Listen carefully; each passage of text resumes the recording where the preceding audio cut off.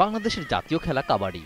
এই ইভেন্টে যথেষ্ট সম্ভাবনা থাকলেও পর্যাপ্ত সুযোগ সুবিধা ও নিয়মিত অনুশীলনের অভাবে সর্বোচ্চ রানার্স আপ হয়ে সন্তুষ্ট থাকতে হয় বাংলাদেশকে।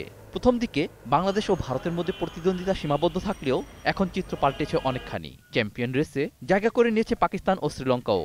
তাই পদক পেতে হলে নিজেদের সেরাটাই দিতে হবে বাংলাদেশকে। ওয়ার্ল্ড চ্যাম্পিয়ন ইন্ডিয়া, এখানে পাকিস্তানও আছে, আফগানিস্তান নতুন আছে, এটাও ভালো টিম।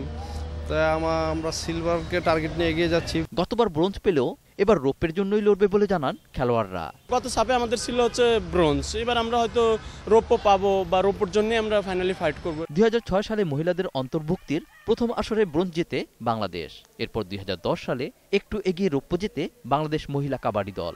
এ পদক দলের আত্মবিশ্বাসে বাড়তি অনুপ্রেরণা যোগাচ্ছে।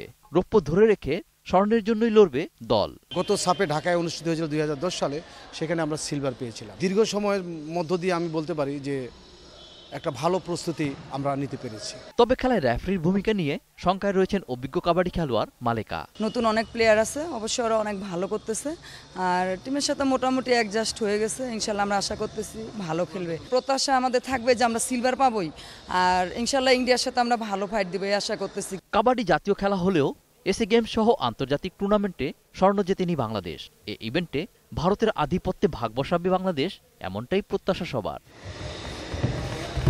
আবু হুরায়রা তামিম, 21 টেলিভিশন, ঢাকা।